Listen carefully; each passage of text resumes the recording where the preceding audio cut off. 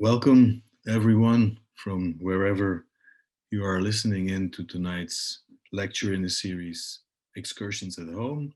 In the name of the Department of Architecture and Urban Planning of Ghent University, it's my pleasure to welcome you tonight to the fourth lecture in this series with our distinguished guest Ilze Wolff tonight.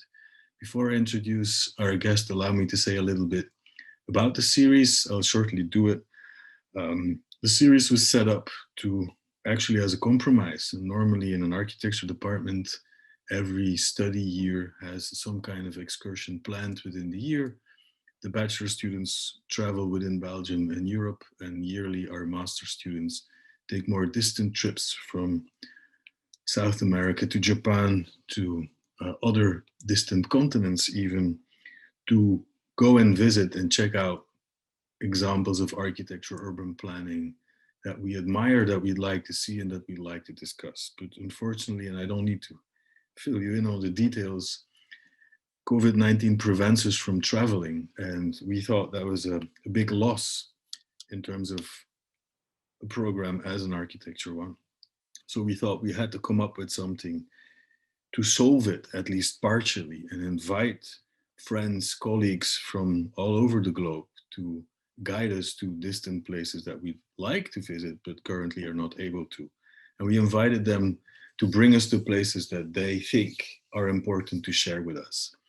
And we've had already 3 lectures in the past semester, starting 3 architecture historians, starting with Maarten Del Beke, who brought us to Byron, then Andrew Leach, who talked from his car in Gold Coast. Unfortunately, it was raining, but nevertheless, we sort of had a glimpse of what the Gold Coast in Australia looks like. And finally, Adrian Forti took us to Sicily, to 3 towns there that were shaken up by an earthquake, and how these 3 different towns reacted to that calamity.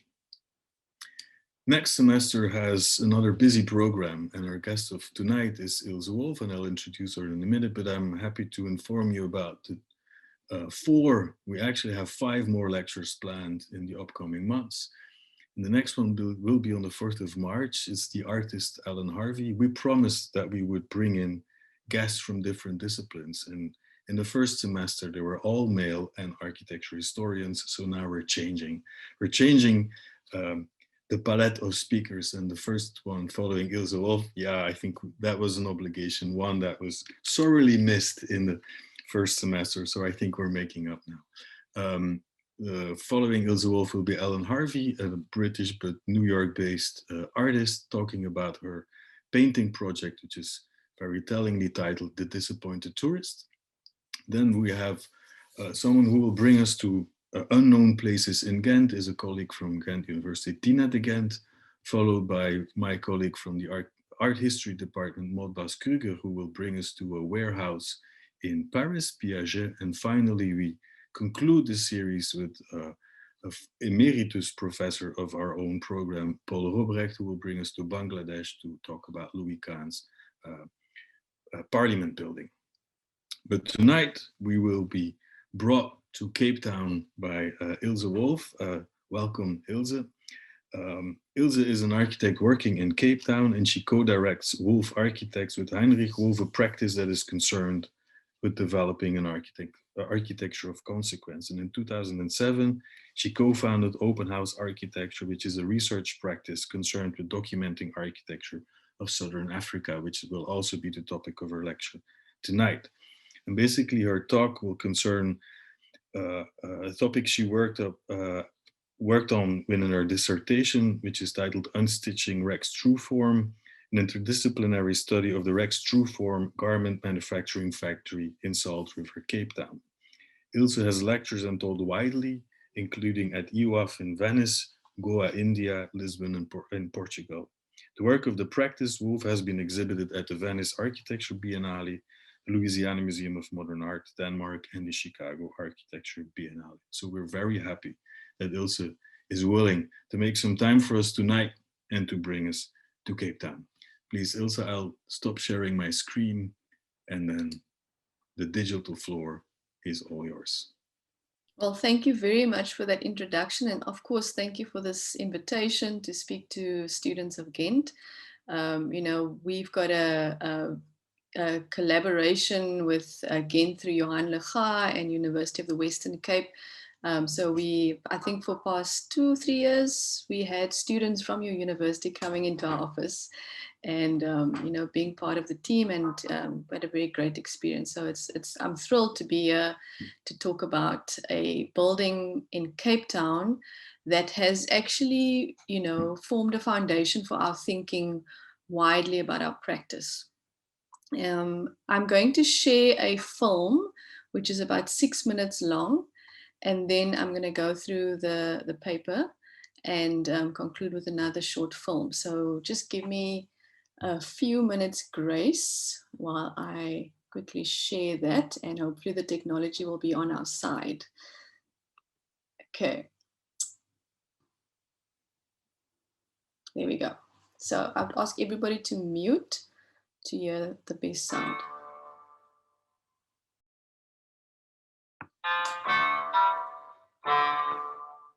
Buildings are in a way haunted by people's memories, people's experiences, people's engagements with the space. And for the open house tour on Trueform, there was a huge interest because, I think I'm not the only one that wondered about these buildings, and they have been closed up for a number of years.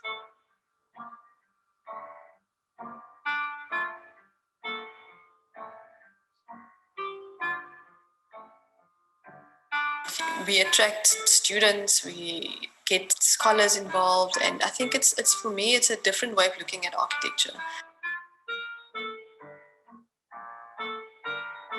I started taking people around the building and pointing out key features of the building in terms of how it relates to the social history.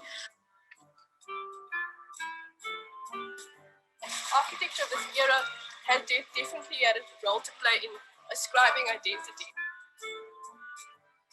I think most people that was in the factory side, they were mostly colored and majority black, but no whites.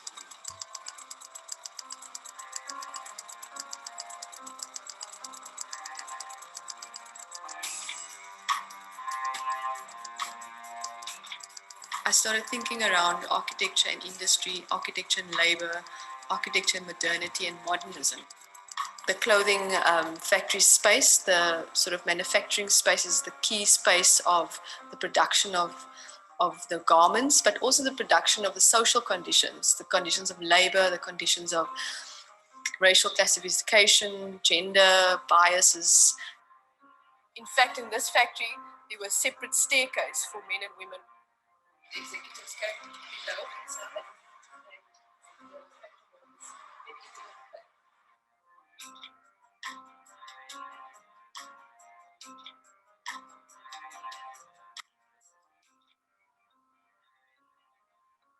Those two buildings were designed by quite high-profile architects of their time, Max Policansky and Niegeman. They were key figures in producing modern architecture in Cape Town. Henk Niegeman, who worked for Policansky, he's a Dutch architect, and he was then commissioned to do the renovations for the burnt-down factory, and also later on, with his partner Doug Andrews, developed the design for the factory across the road, which opened in 1948. He had this kind of thing about keeping things very simple and very well detailed. A very clear-cut kind of relationship to form, and then there were certain things in architectural expression which you obviously learned over the years. You can see elements of Mendelssohn, you can, the whole modern movement. Max Policansky was the architect for the 1938 factory. He was a 26-year-old young architect. He came back from his studies in Liverpool, came from a very privileged family background. In his family were Lithuanian immigrants who made their wealth in the tobacco industry. And his first two commissions was the cigarette factory and the garment factory for Trueform. He died when he was 94, and I think one of the things that was interesting to me is the last part of his memory that went was about his being an architect. You come into the factory space and the factory tells you that you are a laborer, you are female, and you are non-European.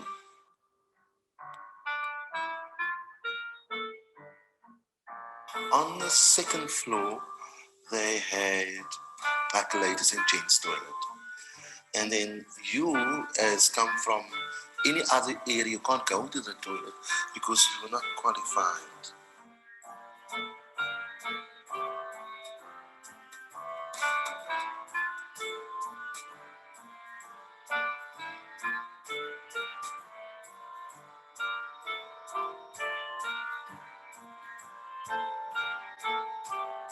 I think one can actually begin to, through asking tough questions of the past, begin to think about the present differently.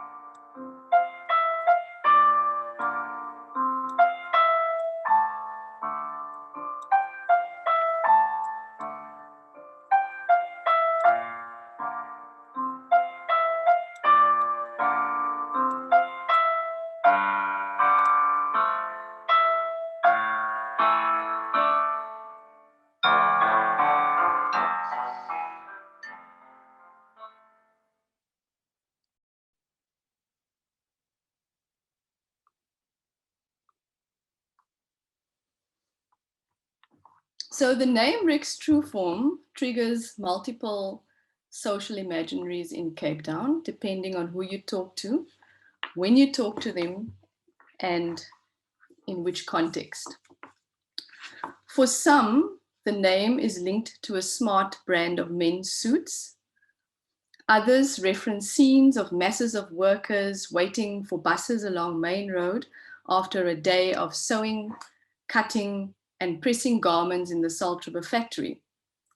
But some have personal stories of falling in love on the way to Rex, like one of my aunts.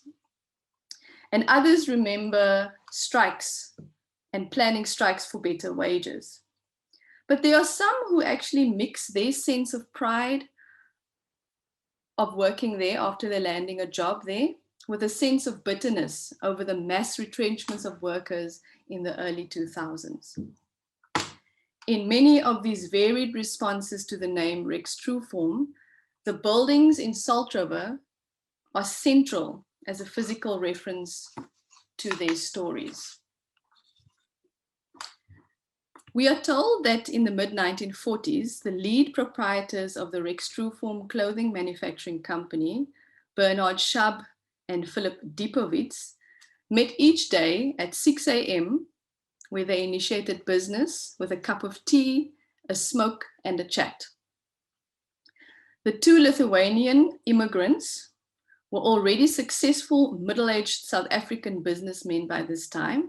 They ran a large factory employing 1,000 workers for almost 15 years by 1938. It could be that these habitual encounters played out on the expansive first floor balcony of their large 1930s international style modernist factory. The dramatic setting of the balcony overlooked Main Road and the nascent Victorian industrial suburb of Salt River. The theatre of Cape urban life being performed below would make it difficult for anyone to pass by without a moment of lingering, of contemplation. It is on this balcony also that the two could watch the progress of the construction of their second, bigger and more impressive factory across the road. This new multi-level structure opened in 1948 and would eventually obscure their balcony view of the working class residential suburb and the northern hinterland of the Cape Flats beyond. The opening of this factory is where I'd like to begin this story. The 1948 building was designed by Dutch architect Henk Niegeman of Andrews and Niegeman. This, their debut commission in Capetown, came directly after Rex Trueform had made large profits with the supply of military wear during World War II.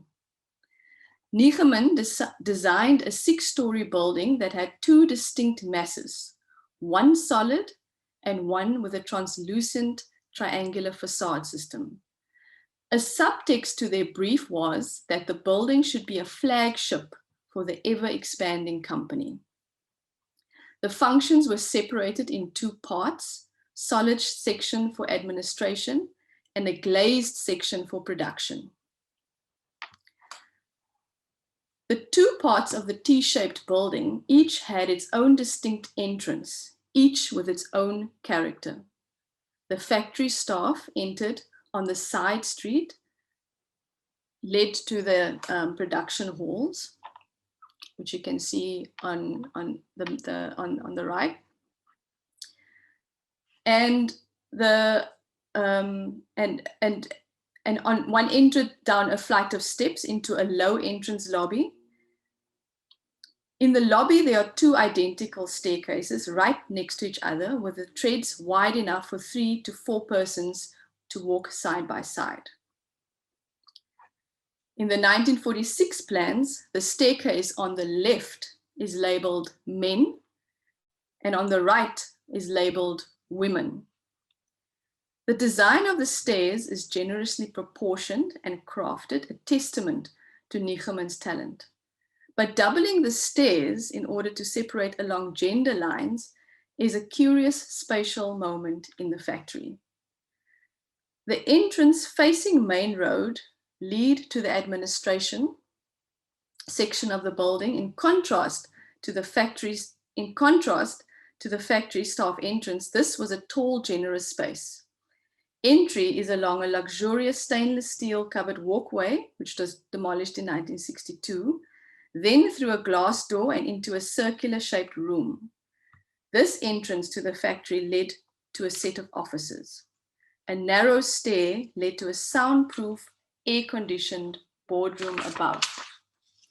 In the 1947 the building accommodated 1,000 workers, which was soon to be increased to 2,000. Thus, the second and third floor of the service wing are entirely dedicated to change rooms for 350 women and change rooms for 150 men. The kitchen on the 4th floor served a daily meal to all the workers at a nominal charge, and on the 5th floor was the mess room. The seating was placed against full-height windows with spectacular views of the surrounding neighborhood. Teacups were placed in a large tea wagon, which I will get to later on in this lecture, which would rotate for the quick distribution of coffee and tea. A screen separated women from men. So the design of the 1948 factory was conceived strictly around a notion of separation. Production was separated from administration, men were separated from women, and Black workers were separated from white workers. The sequence of spaces, the arrangement of circulation, and the labeling of spaces on the drawings choreographed a very specific movement of people. It is a sequence of movement that reveals a desire to control and to separate by ascribing race, class, and gender onto all who inhabit the building. There was a scene in the clip where Mark Dunno explains a little bit about the separation and the ascribing of identity. Mark Dunno was a factory worker in Rex Trueform in the later part of the factory's life. And I'm dedicating this lecture actually to Mark because sadly, Mark has passed due to COVID complications, but he was a huge influence in this work. So Manrose Street was the side from which black factory workers entered the building, an entrance hall that was of modest architectural significance, low in volume, but large enough in area to accommodate the masses of workers that would enter and exit here.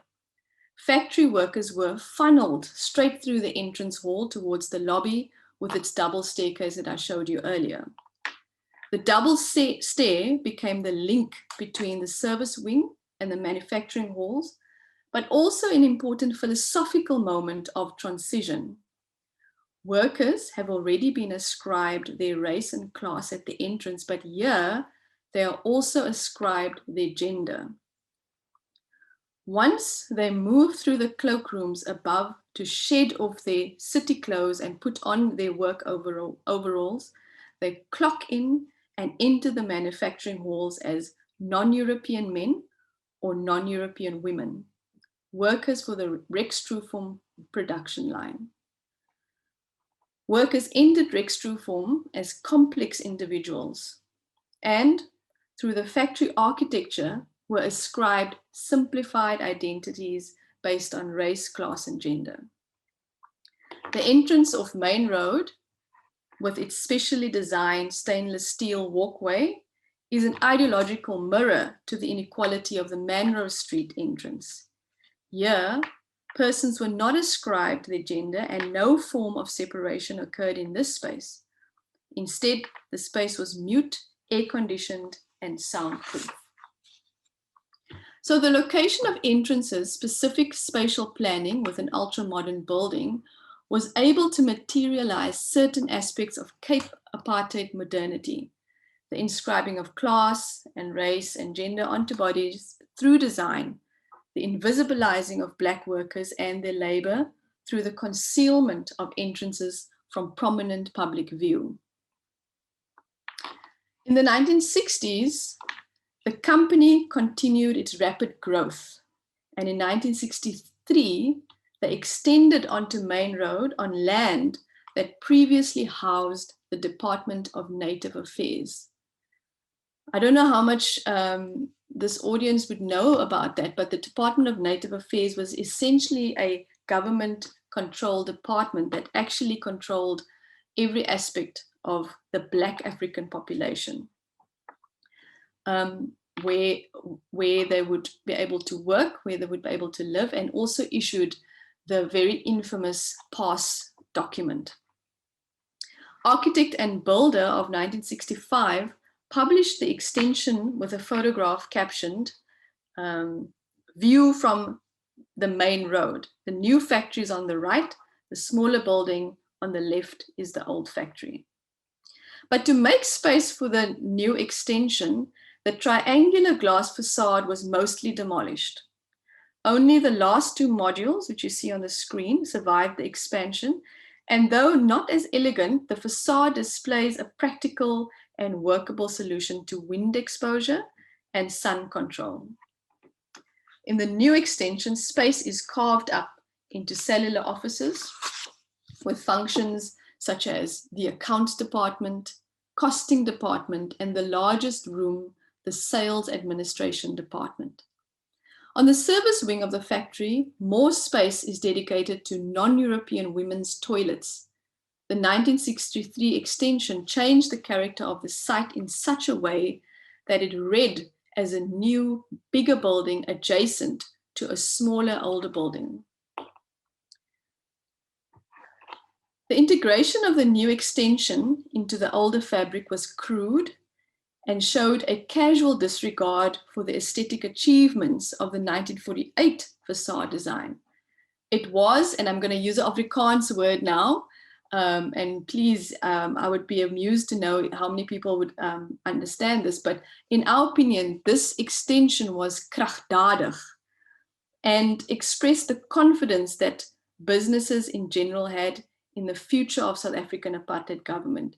Kragdadig is a word that really explains a bit of a kind of a forceful kind of a brutalism, in a sense, a political forcefulness that was very much the case in the early 60s, and especially towards the later 60s, as I'll explain now in a minute.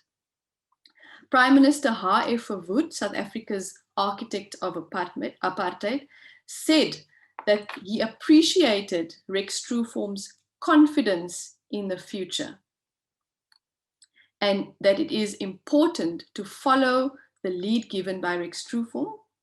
In the local press, Rex Trueform advertised their expansion as a bold outlook to the future of the country. The headline read, "We look ahead with confidence in the future of our country." But why this public dialogue between Rex Trueform and the apartheid government about national economic confidence? One reason could be the events surrounding the Sharpeville massacre of 21 March 1960, a watershed in South Africa's public history.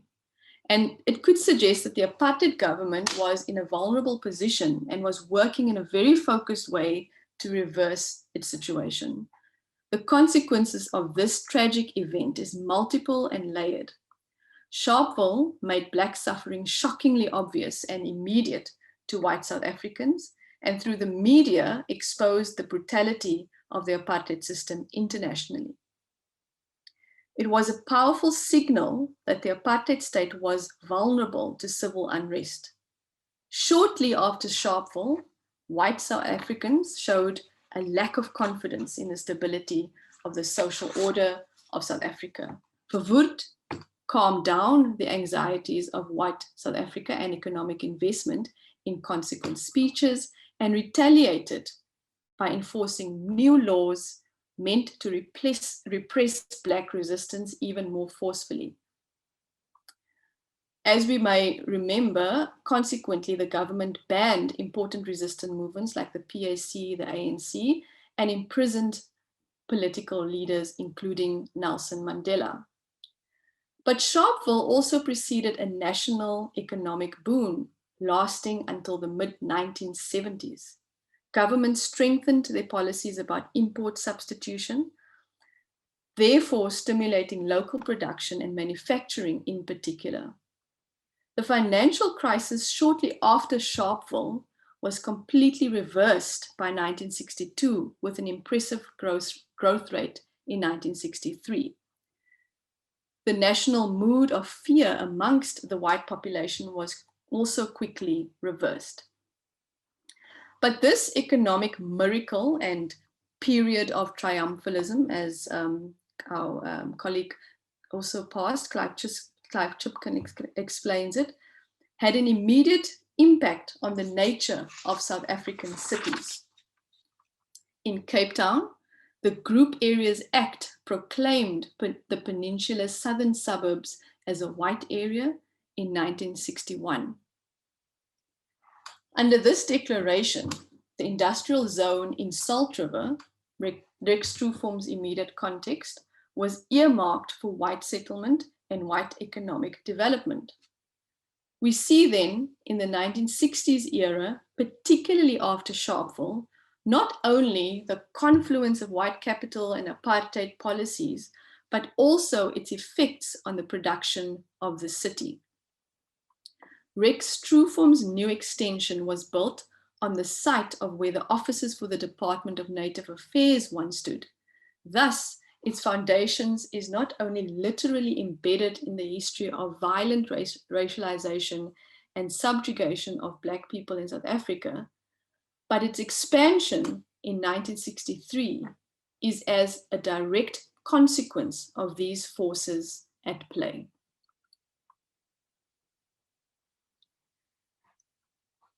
Exactly 31 years ago today, on the 11th of February 1990, Nelson Mandela was released from prison, with Winnie Mandela by his side, and he is wearing a Rex Trueform suit. His release marked freedom from apartheid, but also a moment of dramatic change for Rex Trueform and their workers. The story behind this suit is also an astonishing story that I can't exactly go into now, but this is probably the one and only time where Mandela was publicly dressed in a kind of a suit and tie outfit, and we all know him with these Mandela and Africanized shirts. So what this image means that there is a kind of a call for freedom, but at the same time, the company immediately experiences a decline in economic progress. From 1994 onwards, the new democratically elected government, the ANC, implemented economic programs geared towards the reintroduction of South Africa into the global economy. Before that, South Africa was very much controlled around sanctions and around local economy and certain kinds of importations in the 1930s through the UK and others. State-endorsed export tariffs were discarded. Thus, state support for labor-intensive manufacturing industries ceased. Minimum wage and race and gender-based remuneration was also strictly policed under the new democratic regime. Without historic government support, Rex Trueform began its rapid transition from large-scale manufacturing towards large-scale retail. There's a scholar called Paul Nwati who writes that Rex Trueform's restructuring, coupled with post-apartheid global trade agreements with countries such as China, caused the closure of many production plants and loss of jobs. The dawn of democracy brought about enfranchisement for all, but also a rapid decline in the manufacturing side of the clothing industry generally. Workers and their jobs became redundant, and Rex Trueform finally closed its main manufacturing plants in 2006. So Rex Trueform is today a call center with a fresh and trendy interior design filled with trademark funky furniture. From the sun-screened 1963 facade, one could look back towards the balcony of the 1938 factory where Shab and Dupovitz contemplated their future in 1947. The 2013 readapted building is teeming with new life, although under COVID conditions, it might be different.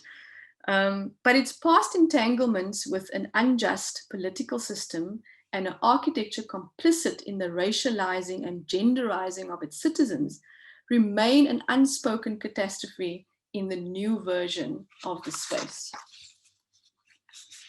So what I really wanted to communicate in this short talk was to explore the plural nature of the narrative of Rex Trueform, a modern enterprise and a site of modern buildings in Capetown.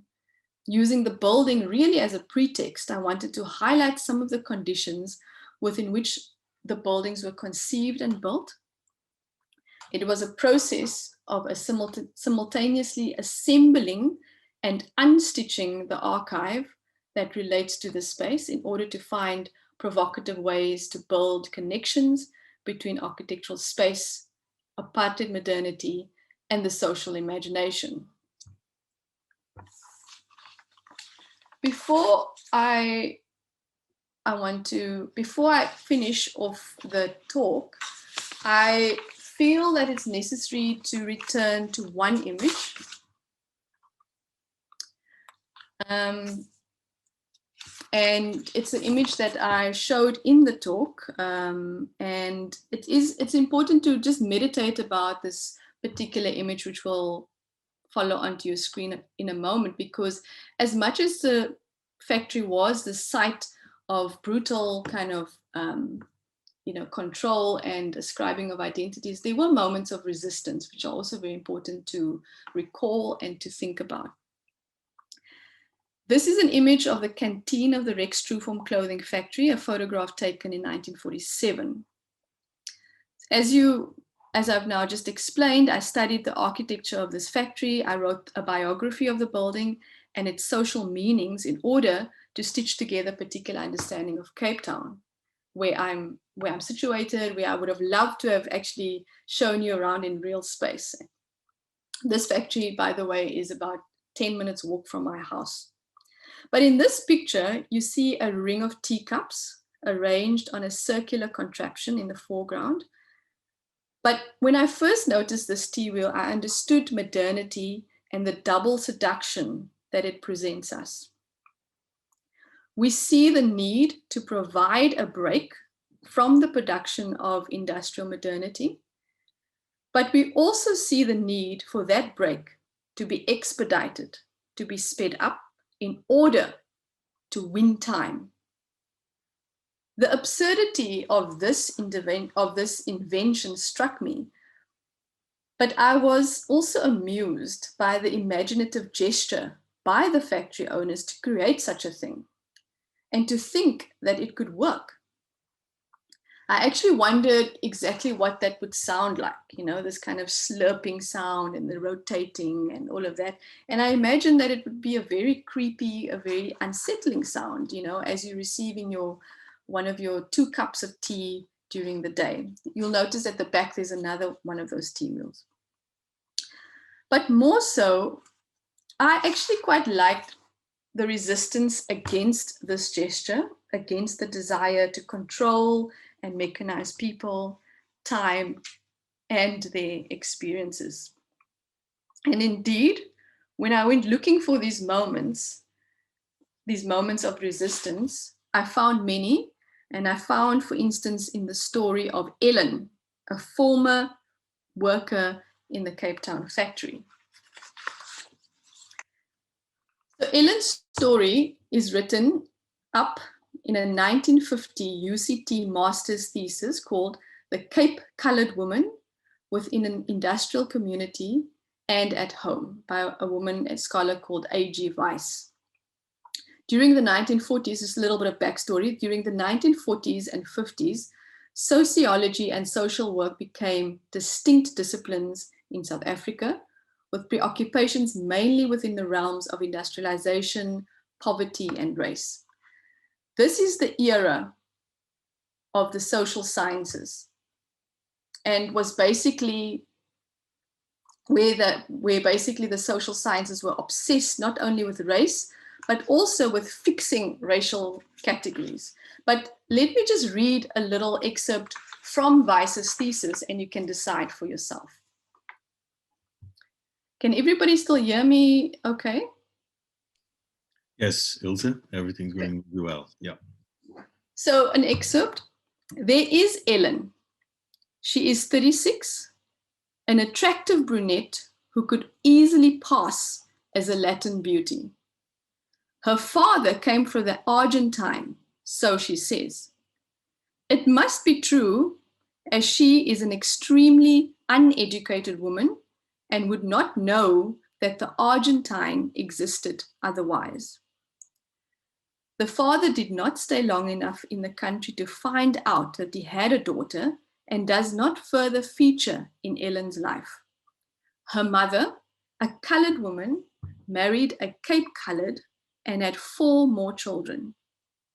Ellen herself married a good-looking, lightly colored man who is employed as a laborer by the city council. They have 5 children, 2 of whom are already working. Ellen is not quite sure of her age, but she thinks she got married when she was 16. She cannot read or write. She is an ironer and one of our quickest workers. Her only trouble is that she loves pleasure, and pleasure spells men. There are always well-to-do men around her. She's taken for drives, to have drinks, and to the cinema. She can easily pass as a European and takes full advantage of this. She does not look after her home or her children. All this would have nothing to do with the factory if her irate husband would not turn up at least once every week to threaten Ellen or have a fight with one of her beaux. Ellen is a great source of gossip for the workers, and though her naughtiness is deplored, she supplies much entertainment on a dull working day. Several times she has been given notice, but somehow she manages to remain. Ellen spends every penny she has on herself. She is a grubby woman with worn out, low-heeled shoes at the ironing board. 5 minutes after the evening hooter has gone, out of the cloakroom emerges a coquettishly dressed, elegantly moving woman. Her father must have been Argentinian after all. So let me just leave it there and park a few of these ideas. Some of them are great stories around this particular building. I've got many more, but I think let's just think through some of the ideas I've tried to share with you. And I hope I've been able to give you some context of Cape Town through the reading of this building. Thank you very much. Thank you, Ilze, for an absolutely wonderful talk that indeed brought many aspects to the discussion, I must say. And I really like the kind of narrative and you offered us sketching out a bit of the life that must have taken place in that building. Maybe, do you mind stop sharing your screen so we can see the audience, or if people want to ask a question? Of course. Yes, of course. Let me do that. In previous sessions, we used the chat for questions, but I think I'm more inclined tonight to have people pose questions themselves. We have ample time. So is there anyone who wants to kick off the discussion? I'm happy to chair it.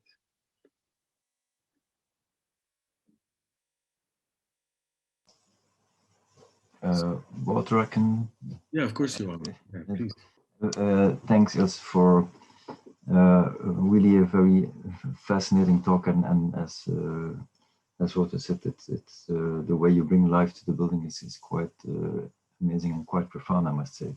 I have one question out of curiosity, and one question which takes back to something you said in the beginning. The curiosity question is about the suit of Mandela. So you said there is a story to tell there. So I'm eager to hear what that story is. But my second question is about something you said at the beginning, and also it's linked to something which was in the last film. It's about disciplinary complicity. So you said the social sciences and this kind of apartheid context have this kind of complicity of being, well, not being what we think they are. And the other thing is, of course, and it's something that I've experienced when being in South Africa, I'm talking especially to architects, is the complicity of the discipline of architecture in all of this. So what I'm really interested in, you said at the beginning, or maybe I misunderstood, but I thought you said something like this: thinking and looking at this building also helped you think through your own architectural practice. So could you elaborate what is happening there? So what do you take from that building, and how does it inform the way you and Heinrich are developing your practice? So those are the two questions. Sure, that's that's lovely questions. I think this idea of complicity is interesting because it's not entirely only complicity, but it's the kind of emergence of disciplines. You know, so prior to these buildings and to these big industrial endeavors, social sciences didn't really exist in the 30s. You know, this idea of studying people didn't exist. You know, so there's a confluence of the emergence of studying people. But why would you want to study people? In order to understand how our government, a fascist government like the apartheid government, should provide for people, and also how the government should begin to control people. along the kind of racial categories. So Verwoerd was actually the father of social sciences in South Africa. And there's another kind of a story around Weiss, the woman whose thesis I read out from, who was a student of Erika Teron, who was also a social scientist, who wrote a book called Fabriekwerksters in Kaapstad. Afrikaans written in Afrikaans, but literally just a kind of a database of a whole lot of female workers in Cape Town. She doesn't mention a single name. She doesn't mention a single factory. It is very raw data. And in fact, this thesis was she wanted Verwoerd to be her a supervisor, and he wasn't interested. She was very disappointed. Yeah, so the kind of emergence and the kind of not just complicity, but the emergence of these social sciences are rooted in these buildings, are rooted in these industrial endeavors, and it's rooted in Stellenbosch University. That is where the social sciences actually emerge out of, with Cronje, Jeff Cronje, Erika Teron, Verwoerd, where and they come back from the 30s Germany, where people have been studying Jewish people for and trying to figure out the eugenics, and that theories and all those ideas come here, and it becomes a very, very sinister gemors, which we're still sitting with. It's a mess. But then to come back to the kind of complicity of architecture, which again, there's a preemption, like these laws were not in place. The laws that dictated that entrances should be separated, that spaces should be labeled non-European and all of that. There were no laws explicitly in place that said that architects should be designing in that way. Max Policansky, Niegeman, they preempted, together with obviously the factory owners, they preempted that. And for me, it's always a crazy paradox, because these were commercial businessmen who on the surface were interested in making money, but at the same time, they make very expensive buildings by duplicating all these service things. We all know how expensive toilets are. We all know how expensive, the services are, and to duplicate these things is a huge expense for what doesn't have actually commercial. It doesn't make commercial sense. Separate entrances, separate, all the separateness makes commercial nonsense. So there's a commitment, and not I would go beyond this complicity issue. There's a commitment. There's a kind of a preemption of that, of that idea and ideology.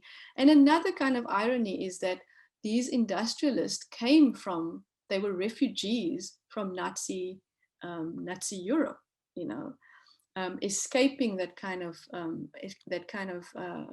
oppression and sad reality of the post World War I, and they arrive in a kind of a situation with no real, nothing telling them that they should, subjugate the local people, but because of a commercial sensibility and because of a kind of a political sensitivity, they become these kind of colonial figures, with a kind of industrial production on vacant land. So that's the kind of just the issue around your very worthy observation around complicity. The building stands as a kind of a story for our practice, as a how not to do things, so not to repeat these mistakes, because they're very easy to repeat, in terms of how one designs for in relation to power and control, but also how do we begin to repair some of these issues that are still sitting with us. How do we begin to gather up the wisdom to begin to engage in creative and imaginative ways around that. Do you want to talk about the Mandela suit now, or should we do? No, let's open the floor, and if there's no more questions. Okay. But I would like to, before we close, I would like to think get we started. cannot leave the night without the story of the suit. But I think there might be more pressing questions at this stage. All right. If there are other people, please maybe wave your hand or just ask your question. That's fine. Maybe I'll follow up on basically Johan's question. It's how do you deal or manage a fascination for a building that has such a wretched history? Because there are the aesthetics, when you send me the image, I'll be very blunt about this. When you send me the image of this building, obviously you go like, wow, this is an amazing modernist design. And then you slowly unfold the kind of horror story that is embedded within the design. How do you deal with this as both a designer and an art historian to kind of balance between revulsion, I guess, and fascination? Because you cannot deny it. This is kind of a splendid modernist building, but one, like it's hard to be fascinated by horror, but you seem to manage. How do you cope? I think, thank you. I've never heard this question before. And I think it's a very, very frank question, because yes, one can easily fall in love with this building and develop a complete blindness to the horror, which I think happens more often than what we want to admit. And I think it's about how do we develop a criticality around these buildings that is about finding ways out of it, finding ways out of despair. So this is not a project that one can do in a month or two. It's a long commitment, and it took me a long time to find the tools to be able to speak about it, and to be able to not to fall into the traps of fetishization or to kind of a sorrowful story. But it's also just how do you begin to tell a story that is nuanced? And I think nuance is the key, and for me it's really to look at individual stories, individual histories. For instance, I said that I dedicated this lecture to Mark Dano, my friend who's not with us anymore, but he was able to explain to me very frankly about the gender construction. So one can, on the surface, it looks like they'd separated women and men. But what about people that don't actually ascribe to either of those genders? For instance, like Mark, or like Mark's friends, Hafsa and others, who actually factory workers that went and performed femininity in the factory, but had a different gender identity or gender, sense of themselves. This didn't actually. It wasn't actually accommodated in the factory. So trans people were working in the factory. Transgendered individuals were working in the factory. Which toilet did they go to? They went to whatever toilet they wanted to. There was a form of resistance, actually, and because at the time, at that particular time that Mark was working, some of these laws from the 1930s, 50s were so relaxed already that they didn't actually, the factory owners didn't really care anymore about separate toilets. And this was in the sort of 90s or late 80s. But at the same time, one needs to really interrogate those difficult questions of for instance, not to be kind of very moralistic. I think one needs to kind of figure out, one cannot be moralistic about these studies, although one can look at ethics. There's a difference between morals and ethics. So I think one is trying to tell an ethical story of a very unethical practice. And that means that one needs to engage with individuals and individual stories and interview and just be quite, I think for me, it was just to be obsessive. I was very obsessive about this building, and I wanted to know why. Why am I obsessive about this building? So Yeah, I don't know if that covers some ideas around methodology also. How does one do this?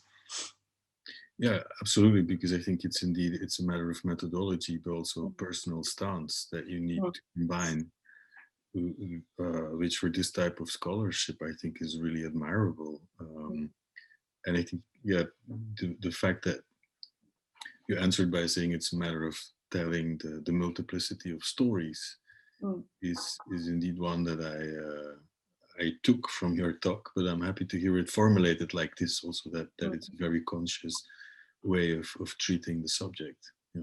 So thank you. Yeah.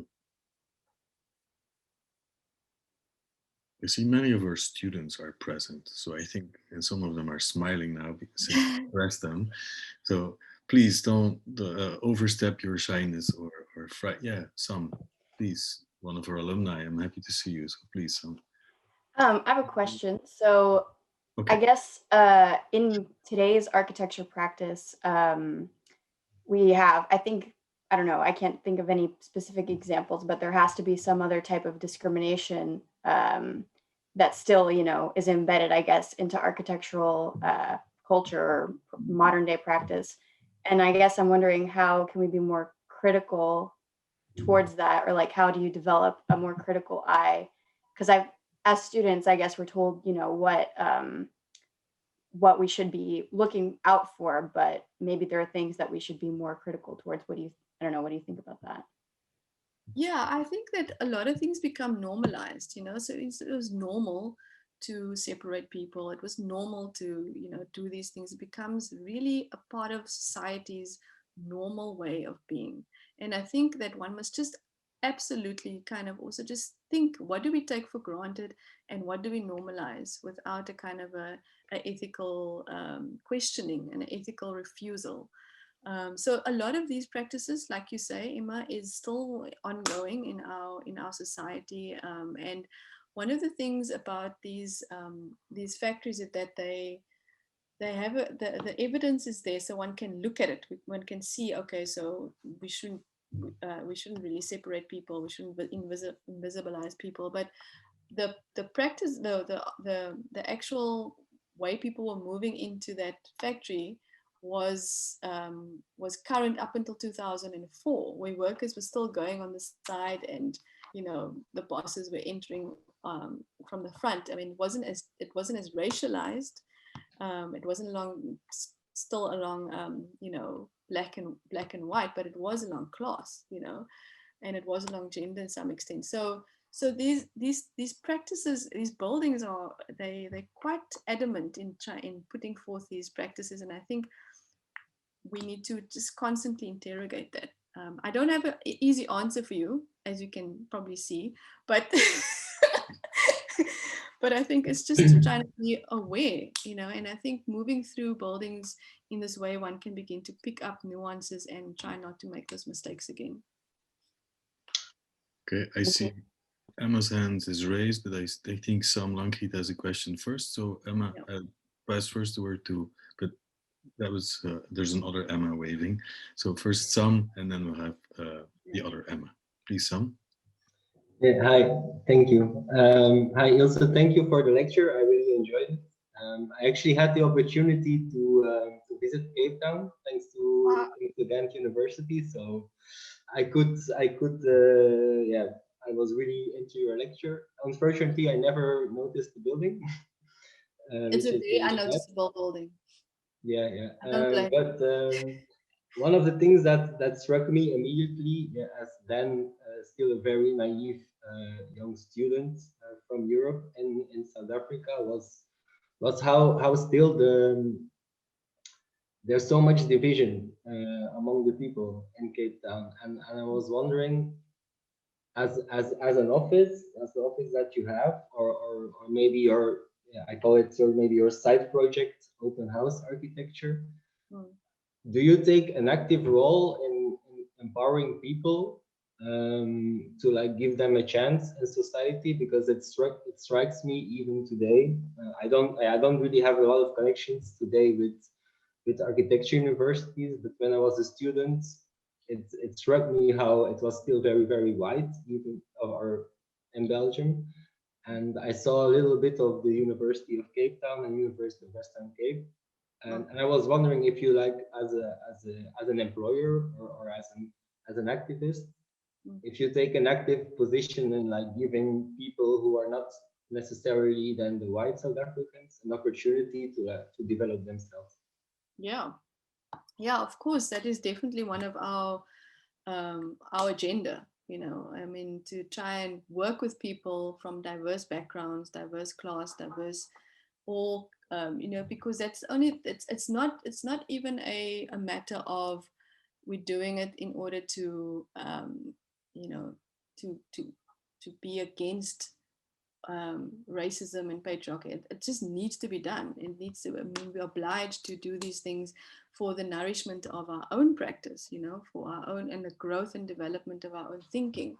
So yes, I mean, that is definitely one of the agendas that we follow in our practice. It's not easy because, you know, we can't the industry is so dynamic in terms of then you have jobs, then you don't have jobs, and then you have work. It's just crazy. So we never know like where our next meal is coming from most of the time, you know. So it is a dynamic environment, but our purpose and our agenda is definitely to look at those issues. Thank you. Okay. Very often, the other thing is that one must also understand that when you have an architectural practice, most of the people that come into your office have gone through or is probably already situated within a particular class in a way, right? Mm-hmm. So it's a kind of a very middle class industry, you know, in terms of like how people either aspire to that situation or purely because of the fact that they've gone through a kind of a university environment and had to pay the exorbitant fees.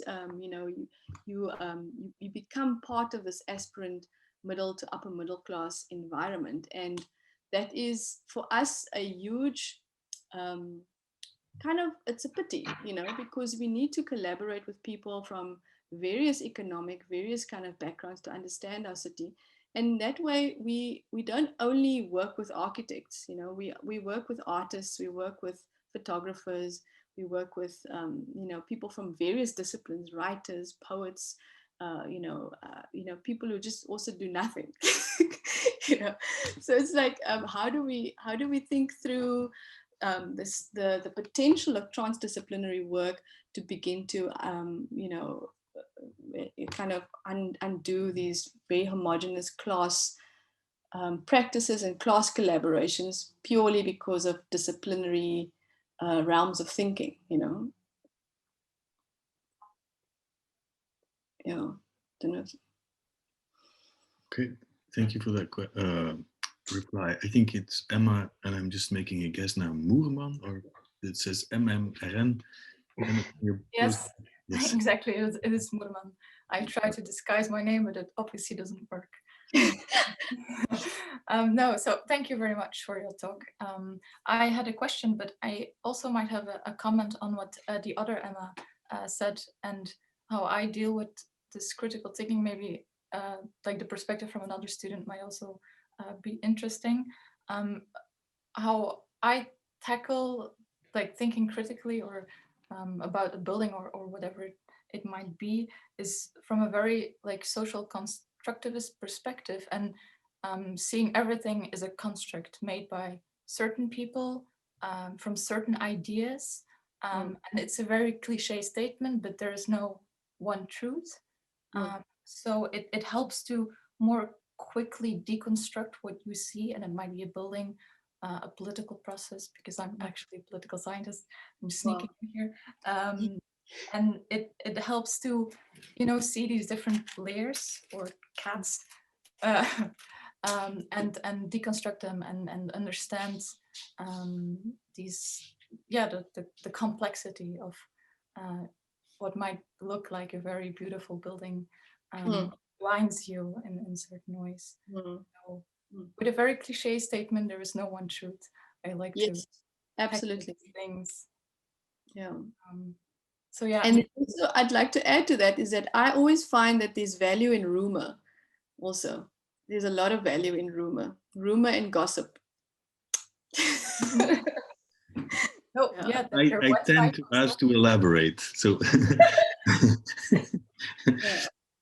and what do you mean exactly by that? Because it's my history, and because it's always construction rumor. Yes, I think Emma, have you finished what you wanted to say, or can I yes, elaborate? that part. I had a question, but I'll ask it later because I think. Oh, okay. No, I think that in a society that has been constructed around this homogeneous truth, you know, of politicians and of figures in power, economic power, and all of that, there's oral history that is also a kind of a system of truth. And very often oral histories are not easily, you can't easily sort of, you know, contain it as these kind of moral truths that are being advocated by regimes, you know. So that's why I said that one needs to actually take very seriously a hunch or a rumor or a gossip story, you know, because it leaves one to the imagination in some way, you know, but it's not in service of sinister or like a cynic, a kind of it should be in service of an ethical production of a practice, I think, you know. So one can look at these hunches and look at these rumors and gossips if you have an ethical understanding or if you have an ethical pursuit for your work. And incorporate it into a tale, for instance, you know. Emma, you can pose your question, please. Yes, yes. You a bit earlier you talked about resistance in the building from like a gender perspective, and like resisting against these norms. And I was wondering if there were any more forms of resistance you encountered, because I think it's very interesting and how we with certain behavior we can resist like an architectural style or a norm. Yes. Yeah. Yes, there are very small, like small moments of resistance, and then there's the strikes, which are like a kind of collective, you know, power resistance against that. But everyday level people, you know, would you know, there's just sort of the one moment that I speak about is Ellen's story at the end, where there's a woman that on the surface looks like your like the kind of very placid and constructed factory worker, the completely, you know, the worker that's been, you know, kind of successfully controlled into that role. But there is a kind of a resistance, a very explicit resistance against that in the way that she styles herself immediately after the siren is blown, or the fact that she like sets up these crazy fights in the factory space, and you know, that is sort of a nightmare for the factory owners, and the fact that she is not the role mother figure, you know, she's not the mother figure that we would expect a worker to be, you know. So those are forms of feminine resistance that's sort of in the tradition of what Saadia Hartman, you know, talks about in her work with looking at slave histories and slave women's histories, that there's these small kind of nuanced, you know, forms of resistance and refusals that begin to paint a different picture of, you know, big regime oppressing powerless people, you know, and powerless people in this case are Black women. And you know, so how does it begin to tell the full story of that space, you know? And with the kind of there's another sort of chapter around beauty in the factory, where the factory owners wanted women of a particular look, particular hairstyles. There was a kind of a very strange way of how you would get a job in the factory. You had to be a light-skinned woman with straight hair, but you know, it's a particular kind of colored woman that they wanted, and there were obviously forms of resistance against that, and you know, this issues around beauty and Mark Dano, for instance, became very famous for organizing the beauty pageant. Rex Trueform was part of a satellite of factories in Capetown, where every year there was this big beauty pageant that was organized amongst factory workers, but it was explicitly understood that only women could enter this beauty pageant. And there were a few men that also wanted to participate in the beauty pageant and dressed up in feminine style. And he was, in the beginning, he sort of, he is actually he was a transgendered person, but he was very feminine in the outlook. So he was trying to sculpt a feminine particular view, and he was actually resisting the men actually trying to be part of the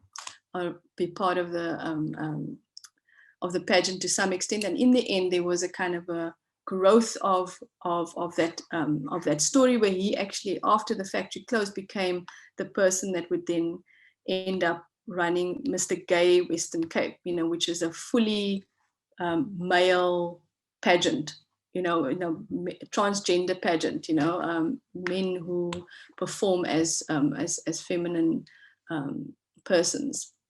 So there's lots of tensions in the story that becomes it's about how do we as a society grow out of these tensions and begin to be more inclusive of everything in a way. Thank you. Are there other questions? I have a question. I just don't know how to raise my hand. I think it's fine now. Yeah. So I was just wondering, I found it a very interesting talk and a very interesting kind of a reading of this building. So I have a kind of twofold question. First one is how, in what sense is this actually a very everyday or kind of banal space coming out of this apartheid regime? I would suspect that actually the whole city, or all the, at least the public buildings, or the buildings where different classes and races and genders to a certain extent probably also have to mingle, that these kind of structures were set up, and kind of this kind of building logic, as you said, like with different staircases doubling everything, was set up. So I think that's the first kind of question. In what sense is this kind of a ubiquitous, everyday kind of space in the city? And then secondly, following up, that is actually how do these spaces function today? Like how does the city deal with this kind of heritage?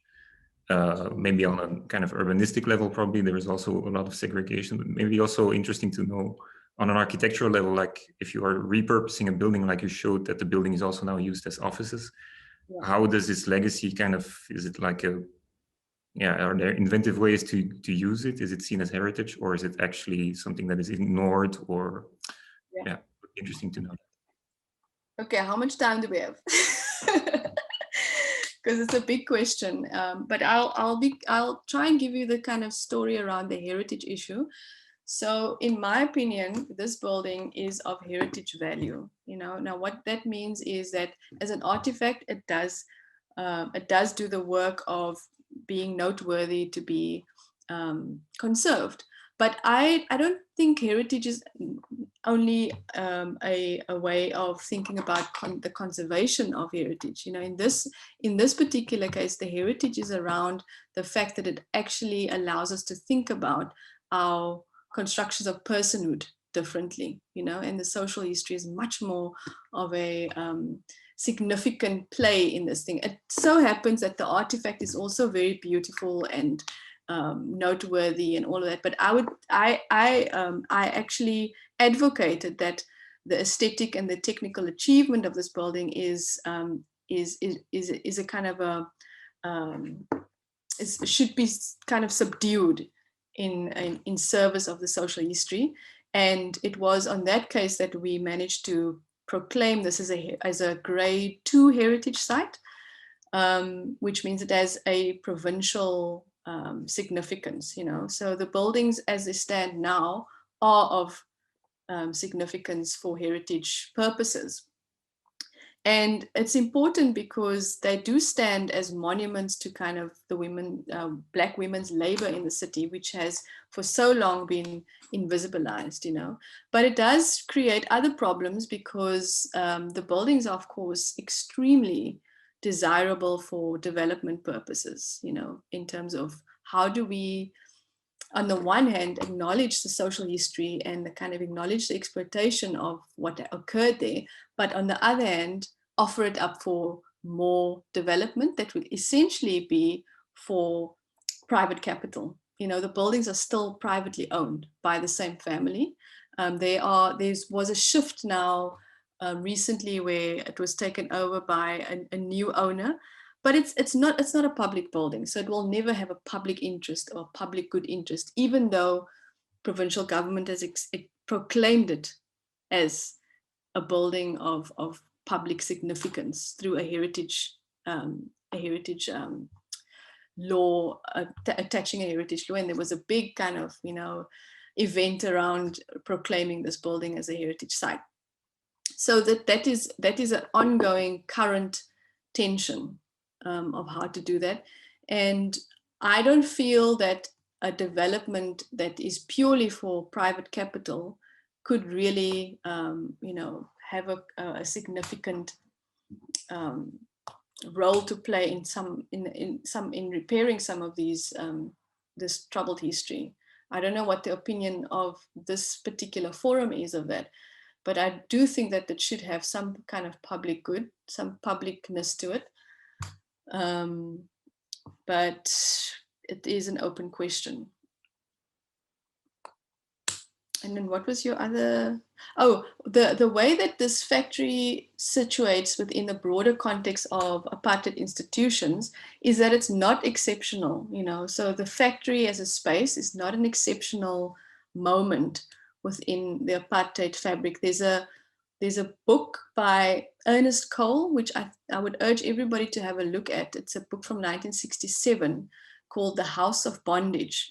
And the book was produced by a photographer who was classified as a Black African in Pretoria. He grew up in Easterist, and by the time he was 16, he knew that he was going to be a significant photographer, and he knew that he would also have to carry a pass because of the color of his skin. And because you cannot be a photographer and have to explain why are you in a specific location that you're not supposed to be in by wearing this pass, he reclassified himself as a colored, where, you know, he went through a lot of trouble to try and get that classification. And he produced this book called House of Bondage, which is, for me, a very important architectural monograph on the various institutions of the apartheid regime. So he talks about the shebeens, he talks about hospitals, he talks about churches, he talks about the pass offices, and of course the mines in Johannesburg. In Cape Town, I think the garment industry would be a similar kind of mirror as what the mining industry in Johannesburg would have been, in terms of the kind of labor exploitation that occurred and the superfluity of people's labor. So he didn't explicitly document the factories purely because his location was in Johannesburg. But the point I'm trying to make is that it's not an exceptional history within the broader scheme of apartheid institutions.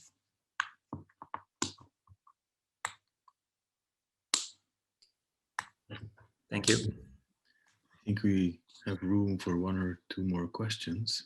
I think, Johan, you would agree also that the universities is part of that scheme of apartheid institutions, especially the ethnic universities like UWC, for instance. Yeah, sure. Yeah. And so, I mean, what I really find interesting about the South African context is that you have this, I mean, it's the question that you posed, it's this, you come in with fascination for some of these beautiful buildings, and then you start to look at the social history of these things, and then the question is, okay, where do you position yourself? And so what you, I mean, what I like about Ilse's talk is that it's very, it tries to seek not a kind of balance to escape the question, but really makes the two positions very explicit and say that you need to find a way of relating to that. It's something which, I mean, you mentioned the name Ilse, but it's something that I also very much appreciate in the work of Clive Chipkin. Because I mean, yeah, because it's like a kind of real love for architecture, but also on the understanding very well that it also can become a tool where architects basically really become complicit. And so who designs the townships? Who designs these workers' hostels? I mean, and so it's really, this kind of work poses a question of you know, what do you do as an architect? And but there is a certain, I mean, there is a genuine kind of love for the profession. Yeah, and that's a fascinating thing, I think, in the South African context. It becomes really explicit. You cannot escape those questions. Yeah, I agree with this word love, but one cannot love something that you don't know, right?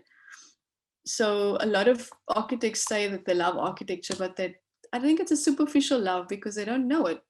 You know, it's like when you have a partner and you say, oh, I love you, but you don't know that person.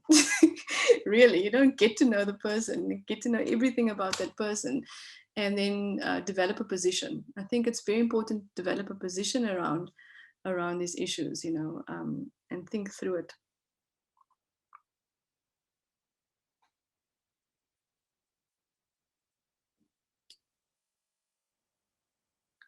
Someone else still has a pressing question? I might have a question if I can ask.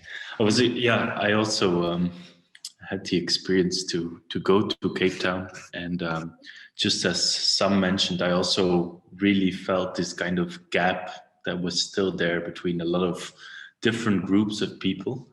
Yeah. And I actually was very intrigued by the story you told about I thought it was Alan in the end. This factory worker, because in a way it gives like an incentive to start to understand the building of Brecht's Trueform as how it worked, how all these kind of short stories or real life intensities help you to understand what happened.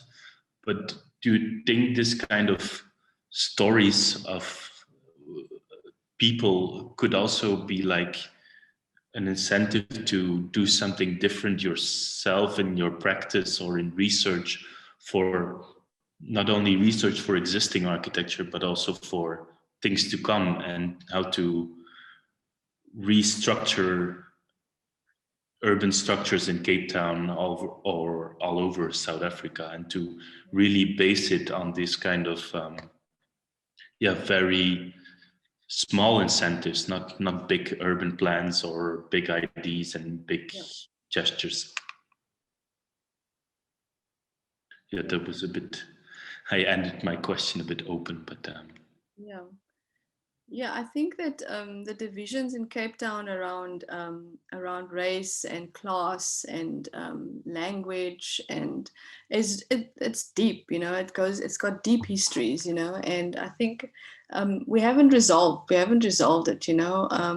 But I think there's a sense of I think it's an ongoing situation, you know. But I think it's got to do with how we engage and the kind of the ethics of care that we have with our work, you know, because I think our work is ways of dealing with that issue, whatever we do, you know.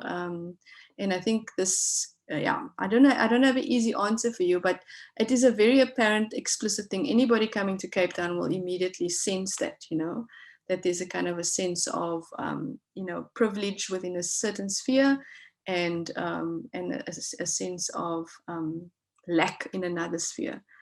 And I sort of moved through all of those spheres when I was growing up in Cape Town. You know, many of my parents, the reason why I'm obsessed about this building is because some of my family members worked in this factory, you know, and my grandmother worked not in this one, but in the one similar in Wynberg. So I heard about these stories growing up of people being retrenched, having to do night shift.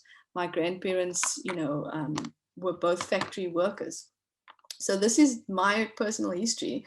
But at the same time, I've gone through a trajectory of understanding architecture and understanding the aesthetic and the history of architecture, and you're able to marry your personal experience with this profession that you have to deal with, which is not always, yeah, it's like it's complicit, but how do you marry that is very important. And I think through our work, we can do that. We can begin to think through whatever we do.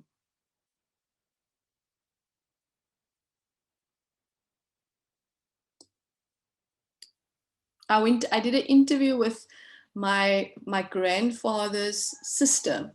It's in the book. By the way, everybody's aware that there's a book, right? I didn't mention this. But no, you didn't mention it, and we have it in the library. So. Okay, great. But I did an interview with my my aunt, and she, at that time, she unfortunately lost a lot of her memory of the place and of working there. And all she wanted to talk about was the fact that she fell in love with a boy on the way to Trueform. And this boy, they never got married, and she had to marry somebody else. But it was just so touching that that memory of the factory is attached to this lost love that she had, and she was just obsessively talking about that, And then another woman who was my grandmother's age, Auntie Sheila, she was able to tell me a little bit about the dynamics of beauty. She was a light-skinned woman, and she was telling me that she had a very good time working there. She really appreciated working there. But then she ended, as we finished the interview, she told me, no, but the wages was very low. They couldn't actually meet ends meet. But the whole interview was so positive, and then it suddenly turned. It was a fascinating way of thinking about how people tell their stories, because you dedicate your whole life to a work, and you conjure up, that you kind of keep the positive stuff, and then you don't necessarily harbor the resentment so closely. But at some point, yeah, she did mention that they paid so little that she couldn't actually make up. It was sort of like her contribution to the house was like pocket change, really, but at the same time, it was a way for women of color and Black women to move out of the house, move into the city, and to have a space where there could be different kind of citizens in the world, other than domestic work, which was the other option for work of that generation. Yeah. So the story about Mandela's suit was that apparently you steal my words. Yeah. The announcement that he was going to be released came. It was a very ad hoc sort of situation of when the date was going to happen. I mean, the negotiations were happening for a long time, and then at some point they said, "Look, it's happening now." And then he realized he doesn't have anything to wear. The warden, who became a very good friend of his, said, "Look, no, it's fine. I'll get you a suit. Don't worry. I'll get you a suit." And then he ends up getting the suit, which Mandela put on, and doesn't exactly fit him very well. You can see in the photograph it's a little bit tight, and he's a bit awkward. But yeah, that's the first. I mean, that's the first image that we see of Mandela after 27 years. I mean, the ANC had photos of Mandela as a young person, and the last major appearance Mandela has is in 1964 in the treason trial, and he's dressed in traditional Xhosa outfit, So this suit, wearing this kind of Western suit, is totally awkward and totally strange and haphazard and doesn't make any sense, actually. But in the story of the Trueform factory, it does symbolize a very particular moment for the factory, because that is exactly the moment where the economic progress begins to decline. When all along the factory has been growing with the apartheid government very steadily. And then that moment, it goes down. I found out about it by pure chance in the internet. A woman was trying to sell the suit on auction, so she was selling it. Oh, Mandela suit. Who wants to buy it? You know. So I found out by pure chance that was a Rex Trueform suit, and of course politicians were in and out of the factory all the time. You know, so Verwoerd used the factory as a way of propaganda in the 60s. Mandela actually came to the factory as well when he was released to talk to people to vote for the ANC. You know, he addressed workers. Tony Leon, who was the leader of the one of the oppositional parties, he also was a regular customer, you know, where he would come and get his suits made at the factory. So the political connection of Rex Trueform is quite curious also, you know, literally where people were wearing the suits, but also, you know, as political kind of ammunition in a way, or kind of political weight. Yeah. I don't think he appears in a suit ever after that moment. And you didn't buy it at the auction? No, I didn't. I think it was sold already. My father has many of the Rex Trueform jackets, so I don't need it. Yeah. Okay, I'd like to ask if there's anyone left with a question. Yeah. Hopefully we could go and visit the building. You know, the building is very closed up. The one building is very closed up. The owners are not very open to public visits. But at the time when I was doing my research, they were very open to me going, and I walked through the building all the time. But they've since closed up. I think they don't often like the attention. I think anyone in the audience now would want to do that and visit. Yeah. the building. I think sincerely, Ilse, I want to thank you for offering us what I found an incredibly strong mix of personal engagement and historical awareness, and how you combine those in scholarly work. And I'd like to end with one phrase that will stick, that in order to love something, you need to know it. I think that's a great lesson for students here. Yeah. In order to love your profession, you need to know it. You need to know all the intricacies and also the complicities that you inevitably end up being engaged with. So I think I want to really thank you for bringing this perspective from afar, but I think you brought us really close tonight. So thank you. And I sincerely hope we can continue this discussion. I think once this crisis is over, we need to bring it again for a longer time. Thank you very much. Yeah, that would be an absolute pleasure. So in name of the department and the audience, I want to thank you again. Take care. And thank you. To the rest of the audience, I'd like to see you all again on the 4th of March when Alan Harvey will address you from New York. So thanks again, and hopefully to see you all back again. And all good. Hopefully next time. Okay.